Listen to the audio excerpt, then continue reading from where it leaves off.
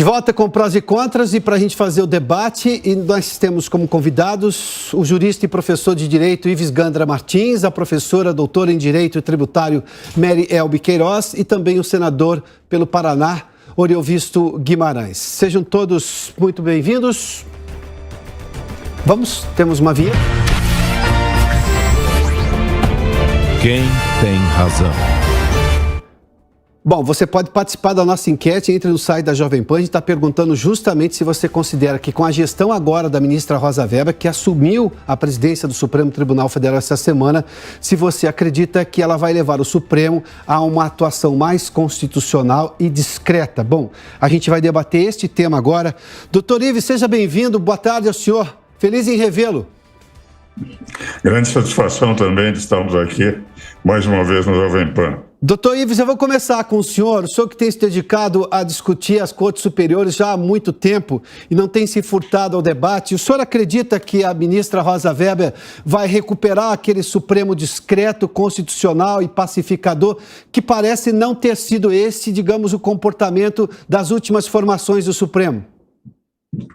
A impressão que eu tenho, ela como ministra, indiscutivelmente, ela tem um perfil discreto. Ela foi da turma do meu filho quando ela estava no TST, e esse perfil que ela tinha no TST, ela trouxe para o Supremo. É verdade que o presidente do Supremo tem grande força, mas não tem toda a força necessária. Qual é a força maior de um presidente do Supremo? É definir a pauta do plenário. Mas ele, evidentemente, não interfere nas decisões. E depois que a Corte aceitou que as decisões pudessem ser monocráticas, com efeito imediato e raramente chegando na semana seguinte para o plenário para confirmar ou não aquela decisão, nós passamos a ter, evidentemente, um protagonismo de ministros individualmente tomando decisões que afetavam, digamos, toda a orientação política, econômica, tributária. Estamos aí com uma professora de direito tributário presente, de tal maneira que eu acho que ela dará um perfil diferente.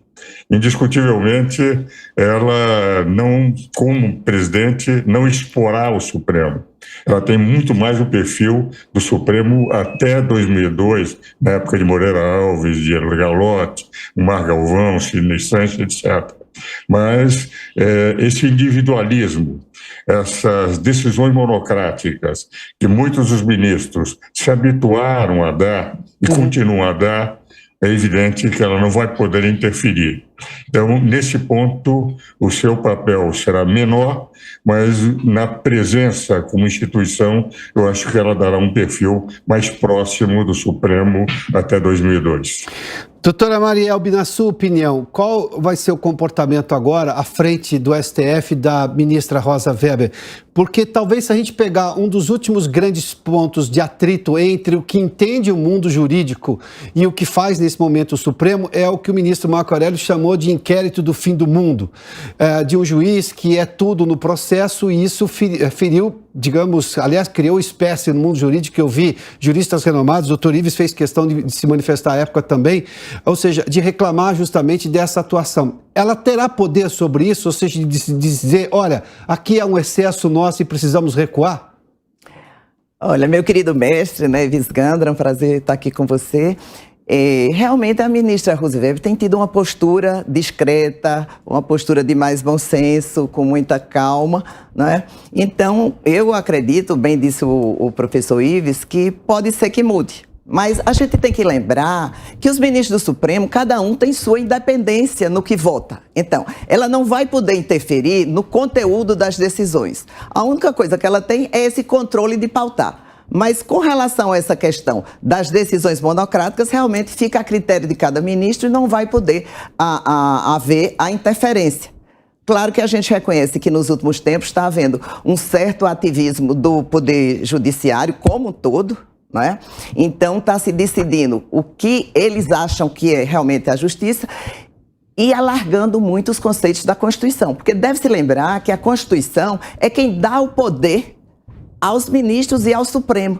E, particularmente, eu defendo, sobretudo, o Supremo Tribunal Federal como poder, como órgão julgador tem que ser respeitado sob pena de haver uma quebra institucional. Tá, senador Oriovisto Guimarães, seja bem-vindo do Podemos. Boa tarde ao senhor. Para eventuais excessos, espera-se que o Senado atue. Na sua opinião, o que é possível fazer diante deste caso? Tem havido uma reclamação em relação a posições do Supremo Tribunal Federal, o inquérito do fim do mundo, eu estou citando aqui, porque a frase, inclusive, do ex-ministro Marco Aurélio Mello, né? Mas, enfim, diante do que nós estamos vendo, qual vai ser a posição do Senado, levando-se em conta agora que temos uma nova presidente na casa? Olha, Adalberto, primeiro deixe-me cumprimentar o doutor Ives Gandra, jurista a quem eu acompanho os artigos, os pronunciamentos pelos jornais e que muito admiro. Cumprimentar também a doutora Maria Elbe e a todos os nossos telespectadores. Eu acho que nós estamos discutindo a subjetividade da nova presidente. É uma tristeza para mim, enquanto legislador, enquanto membro do Senado, que nós possamos ficar na dependência da subjetividade da presidência do Supremo Tribunal Federal. É claro que a subjetividade está presente em todas as ações humanas, mas ela deveria ter uma importância muito menor. A objetividade da lei, a clareza das leis, a independência do nome do presidente deveria ser aquilo que nós estivéssemos procurando. Eu apresentei, assim que assumi o Senado, um projeto de emenda à Constituição para limitar e disciplinar as decisões monocráticas. Eu acho que o Supremo deveria falar pelo colegiado. Eu acho que o nosso sistema judiciário como um todo carece de reformas. Reformas que necessariamente terão que ser patrocinadas pelo Poder Legislativo. E acho que até em perfeita colaboração com o Poder Judiciário, ouvindo, sem dúvida, pessoas como as duas que estão aqui hoje, nos acompanhando, que têm muito a nos ensinar sobre o funcionamento do Judiciário. Mas eu me somo à maioria das pessoas, dos brasileiros, que veem, aliás, tem até um livro escrito sobre isso, né? Os 11, um livro que aparece o ministro com sua capa preta lá, na capa do livro, que foi escrito pelo Felipe Recondo e Luiz Weber, dois jornalistas que acompanharam a vida do Supremo durante muito tempo. Eu li esse livro há coisa de um ano atrás, e é realmente impressionante, são 11 ilhas. E até os advogados sabem disso, eles procuram fazer de tudo para que o processo caia com o ministro que vai dar liminar, que tem a personalidade, que eles já sabem o gosto. Isso faz parte, é claro, das habilidades de um bom advogado, mas nós precisamos mudar a regulamentação, nós precisamos mudar a lei, nós precisamos disciplinar as decisões monocráticas, senão nós vamos continuar tendo espetáculos como esse, que eu considero absolutamente grotesco, em que o juiz é o juiz, é o acusador, é a vítima, é tudo ao mesmo tempo, não é? Então eu acho que certamente ela será uma pessoa mais discreta, mas nós não podemos discutir o sistema judiciário brasileiro com base em subjetividades, com base em características pessoais de um ou outro juiz. Nós deveríamos discutir a formatação legal segundo o qual ele funciona. Doutor Ives, então eu vou para uma questão objetiva que eu já fiz aqui a doutora Mary. O senhor considera que, levando-se em conta a questão e a exposição que isso trouxe negativa ao Supremo Tribunal Federal, do malfadado inquérito do fim do mundo, o senhor acredita ela teria poder para intervir na forma como aquilo ocorre, ou seja, que está hoje na mão do ministro Alexandre de Moraes? Como presidente, ela pode intervir nisso em preservação ao papel do Supremo ou não? Eu tenho a impressão que se eles não mudarem a forma de agir internamente, isso é difícil, porque esse inquérito de rigor, inclusive a abertura por eles mesmos, a meu ver, fere o artigo 129 da Constituição profundamente. Quando a Constituição diz que a ação penal é competência privativa do Ministério Público, e se o Ministério Público manda arquivar e eles não arquivam, é evidente que um inquérito que não dê ação penal, e ação penal só poderia ser feito pela Constituição através do Ministério Público, a meu ver, é uma atuação inconstitucional do Supremo. O Supremo se baseia num artigo do regimento interno anterior à Constituição e redigido pelo próprio Supremo e não pelo Legislativo. O que vale dizer, eles dizem que pelo artigo 43 do regimento eles podem, eles mesmos, fazer o processo. A meu ver, não podem, porque se o 129 é claríssimo em dizer que a competência é privativa do Ministério Público e o Ministério Público mandou arquivar, nós estamos vendo uma ação inconstitucional por parte da Suprema Corte. Agora, eu tenho a sensação, e meu caro senador Guimarães, eu estou aqui com a minha queridíssima amiga Marielbe, nós temos tantos trabalhos juntos, não é, Marielbe? Mas o dado, senador Guimarães, que eu acho é que há uma omissão do Poder Legislativo. E vou dizer por quê. O artigo 49, inciso 11, diz que cabe ao Poder Legislativo zelar pela sua competência legislativa.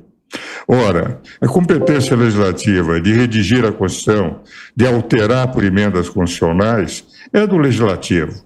Ora, quando o Ministério Público mesmo defende que tem que se cumprir o artigo 129, o Supremo se baseia num regimento interno anterior à Constituição, redigido por eles mesmos, zelar pela sua competência normativa é não permitir que o Supremo invada a sua competência.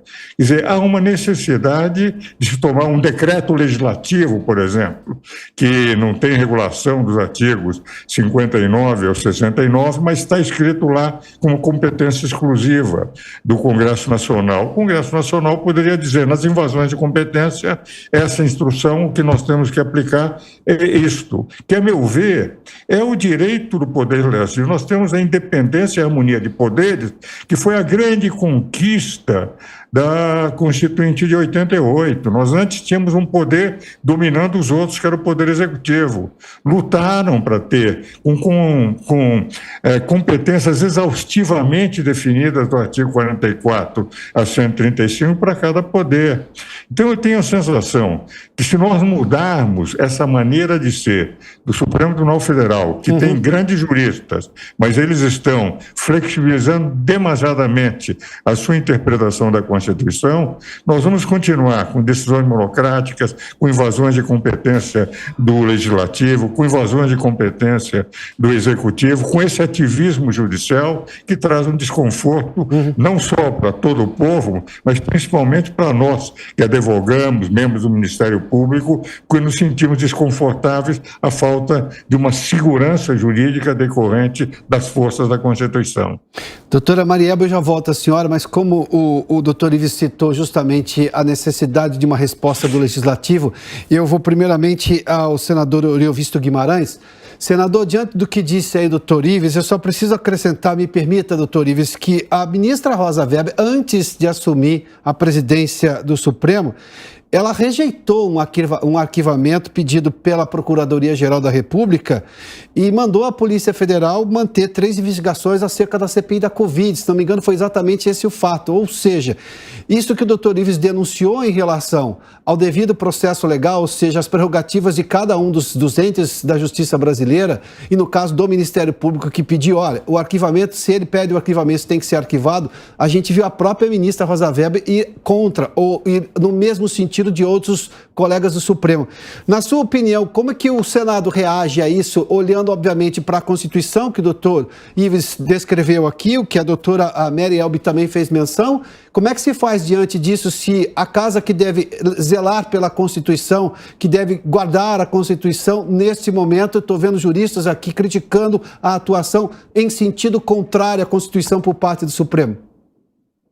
Adalberto, eu primeiro quero concordar 100% com tudo que o doutor Ives Gandry disse. O Senado, a Câmara dos Deputados, o Poder Legislativo, deveria sim, no meu ponto de vista, penso exatamente como ele, se pronunciar, se fazer respeitar. Mas o que acontece hoje? Eu, como senador, às vezes me sinto constrangido, porque eu sou questionado, como estou sendo agora, a responder por um colegiado de 81 senadores. Primeiro, que eu não tenho essa delegação. Segundo, não tenho esse poder. As decisões lá no Senado não são tão monocráticas como no Supremo. Lá é colegiado e as coisas têm que ser votadas. Todas as iniciativas que eu tive até hoje para colocar o Supremo no seu devido lugar, me permitam usar uma expressão mais simples, foram liminarmente rejeitadas, boicotadas. Eu tenho PECs, eu tenho projetos, por exemplo, prisão em segunda instância, regulamentação dessas decisões monocráticas, pedidos de impeachment de alguns ministros que tinham fundamento, sim, e que precisavam ser analisados, sim, são todos engavetados. Uhum. E aí fica, então, tem eu e mais uns 20 que queremos conversar sério com o Supremo. Queremos. E não conseguimos nada. E talvez, para te responder a sua pergunta, eu tenho que dizer o porquê do nosso fracasso. Por que nós não conseguimos? Porque hoje, essa história de que a democracia são 3 poderes, executivo, legislativo e judiciário, infelizmente no Brasil isso está corrompido. Há uma ligação entre Senado e Supremo Tribunal Federal que eu já denunciei várias vezes, mas é uma coisa assim, não mexam comigo que eu não mexo com vocês. Todo e qualquer legislador desse país que tiver um processo no Supremo Tribunal Federal, graças a essa excrescência do foro privilegiado para mais de 50 mil pessoas, tudo que é de legislador, tudo que é de senador ou de deputado acaba no Supremo, esses parlamentares que têm processo lá podem ficar tranquilos, podem dormir sossegados. Mas isso é política de compadrio, não é, senador? Nada. Como? Isso é política de compadrio, o que afronta a lógica da divisão dos poderes e da convivência harmônica deles. Eu concordo com você também, é isso mesmo. Então, os processos contra parlamentares corruptos, ou não corruptos, enfim, qualquer processo contra parlamentar no Supremo simplesmente não andam. Uma ocasião eu fui conversar com um dos ministros do Supremo, meu amigo, que eu me permito não citar o nome aqui, e perguntei a ele, me diga, por que as coisas não andam? Ele me disse, olho visto, porque foram feitas para não andar. Se eu fizer um processo, vem para um revisor, o revisor não tem prazo para entregar o voto dele e é para não funcionar. Doutor Ives e a doutora Marielba com certeza conhecem isso muito mais que eu, que sou engenheiro e economista de formação e não entendo nada do mundo do direito, muito menos ainda de como as coisas caminham nos nossos tribunais. Mas é evidente, por exemplo, quando eu propus, para te dar um exemplo, essa PEC que disciplinava, veja bem, não extinguia, mas disciplinava as decisões monocráticas, eu via colegas do meu lado, na hora da votação, eu tive 35 votos favoráveis e o restante votou contra. Uma PEC teria que ter muito mais votos para ser aprovada no Senado, depois teria que ir para a Câmara ainda. Mas eu escutava colegas do meu lado recebendo ligações de ministros do Supremo e orientando o voto. Foi a primeira vez, aliás, foi divertidíssimo em 2019, foi a primeira vez que o PT e o partido do presidente Bolsonaro, na ocasião, votaram de comum acordo contra essa PEC. Depois houveram tantas decisões monocráticas absurdas, prejudicando tanto o governo Bolsonaro, como prejudicando vários setores. Eu reapresentei a PEC, está parada hoje na CCJ do Senado. O senhor acredita que tem... Não dá sinais de que vai colocar em votação. Senador, rapidamente, eu queria justamente perguntar isso antes de passar à doutora Marielba. O senhor acredita que agora vai avançar isso daí? Porque eu tenho a impressão, e é uma impressão de quem está de longe, que o Congresso percebeu que há excessos, né? Se lá atrás havia um compadrio, digamos uma troca de 1 por 1, agora não. Agora vem 2 de lá e 1 daqui. Me parece isso. O senhor acha que agora vai andar? Rapidamente, por favor, senador. Rapidamente. Adalberto, eu acho essa relação legislativo-judiciário tão corrompida quanto a legislação executivo e judiciário. O que é o centrão? Tá bem. Se não a corrupção do Poder Legislativo por emendas do orçamento secreto. Agora nós vamos ver um espetáculo dantesco. Eles vão pular do barco, se o presidente Bolsonaro não for eleito, no outro dia eles vão estar apoiando o Lula. E se o povo brasileiro não renovar o Poder Legislativo em profundidade, essas coisas não vão se alterar. Doutora Marielbe, eu vou lhe fazer o questionamento sobre isso que nós estamos discutindo e vou só acrescentar. Eu tenho para mim que talvez das profissões mais ingratas hoje no Brasil deva ser a de professor de direito, porque uma coisa é o que ele tem que ensinar segundo a Constituição, a outra coisa é que o ministro do Supremo decide. Eu fico imaginando um aluno perguntando para ele, bom, o senhor me ensinou isso ontem, mas o ministro X votou de outra maneira. E aí? Bom, mas enfim, doutora, por gentileza. Veja, o que a gente tem que reconhecer é que está havendo uma polarização política. Não é? E aí o Supremo fica sujeito a julgar ações que o Legislativo dá entrada. Agora mesmo foi criada uma comissão lá no Senado para discutir esses poderes do Supremo. Veja, senador Data Máxima Venha, eu sou contra que exista uma lei, uma emenda constitucional para limitar os poderes do Supremo. Quando foi feita a Constituição de 88, os legisladores dessa Constituição optaram por um modelo. Salvo se houver um plebiscito que seja renovado o Supremo para mudar a Constituição como um todo, teria que permanecer. Então, na realidade, os ministros do Supremo, eles obedecem o que está na Constituição e alarga. Mas o que devia haver, ao invés de discutir os limites do Supremo, era exatamente juntar Judiciário, Executivo e Legislativo para discutir o Brasil. Quais os interesses do Brasil e não simplesmente os interesses políticos partidários de cada um. Tanto é que o senhor mesmo falou que, havendo troca de partido, que ninguém sabe se vai haver ou não, vai mudar o sentido das decisões. Então, a gente tem que não limitar os poderes do Supremo, mas discutir em termos de coletividade, de cidadania, o Brasil, o que está faltando também ao Legislativo. Por quê? Porque um partido faz uma coisa, o outro não gosta, imediatamente ele entra com ação. O Judiciário é chamado a agir. E está lá na Constituição que ele é chamado a atuar em determinados casos. Então, limitar se eles vão dar mais ou menos decisão monocrática é atentar contra o amplo direito de defesa. Vamos analisar, só um minutinho, vamos analisar os casos em que esse ativismo foi favorável. Por exemplo, no caso de cotas. Para permitir que hajam cotas, particularmente eu era até contra, mas quando você vê a realidade, tem que haver cotas sim para permitir que determinadas pessoas entrem nas universidades, etc. Então, veja, o que é que nós temos hoje no Brasil? Quando eu gosto da decisão, o Supremo está ok. Quando eu não gosto é dele, que é um ativismo. Então, a gente tem que discutir o Brasil, tem que discutir legislativo, sentar e fazer um acordo equilibrado para que possa haver governabilidade. Eu tenho, rapidamente, 2 minutos só de debate. Eu queria só uma última menção dos senhores agora e da senhora, doutora. Doutor Ives, por gentileza, 30 segundos para uma consideração final, por gentileza. Minha consideração final é a seguinte: se o Supremo voltasse a ser o que era em 2002, cada vez que os debates dentro do Legislativo não continuassem sendo debates e só seguiria o Supremo manifestar-se quando a lei fosse constitucional ou inconstitucional, não haveria tanta ida de aqueles que perdem votação dentro do Legislativo para o Executivo.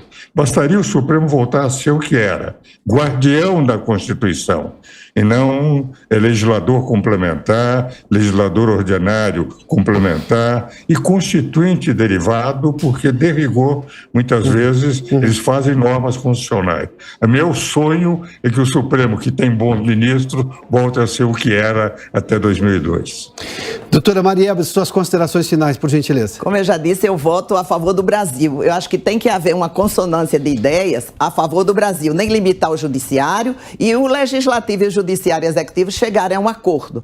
Por quê? Porque eu vejo muitos casos, principalmente em reforma tributária, em questões tributárias, eu até digo que é uma reforma judicial tributária, né?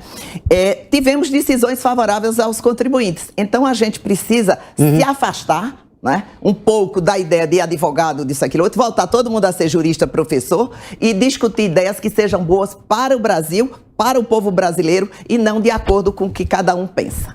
Senador Euriovisto, eu só vou pegar o que disse o doutor Ives, porque o que a gente tem agora, neste momento, é um partido nanico, que é nanico porque, obviamente, foi votado como nanico pela democracia, perde uma votação pelo coletivo dos 81 senadores ou dos 503 deputados e recorre ao Supremo e ganha uma liminar. Ou seja, isso é um desvirtuamento da lógica democrática, não é? Olha, eu concordo com tudo que disse o nosso jurista Ives Gandra. Se o Supremo, por motu próprio, voltasse ao que era e fosse realmente um tribunal guardião da Constituição e só se manifestasse sobre questões constitucionais, o Legislativo não precisaria tomar nenhuma providência. Eu queria lembrar a doutora Maria Elbe, que nos acompanha, que discutir o Brasil é a missão do Congresso Nacional. Nós fomos eleitos para isso, não é? E nós nunca pensamos, eu pelo menos nunca pensei em diminuir poderes do Supremo, mas em disciplinar coisas que eles não estão disciplinando. Eu nunca pretendi acabar com as decisões monocráticas. Mas, por exemplo, eu acho totalmente absurdo que uma questão fiscal na sua área tributária, que beneficia enormemente o banco sobre impostos, um ministro possa pedir vistas e segurar essa decisão por 5, 6 anos. A senhora sabe disso. E o banco enriquecendo e a decisão não é tomada contra o Estado. Tem coisas absurdas. Então, o que nós queríamos era regulamentar isso, dar um prazo para que fosse apresentado ao pleno, dar um prazo para que esse pedido de vista retornasse, não é? Essas coisas, eu concordo com o doutor Ives, o Supremo, por si mesmo, poderia fazer, mas já que não faz, caberia a resposta do Legislativo. Senador Euriovisto Guimarães, doutora Marielbe Queiroz, presente aqui no estúdio. Doutor Ives Gandra Martins, mais uma vez, obrigado pela participação aqui nesse debate. Obrigado aos senhores, a doutora.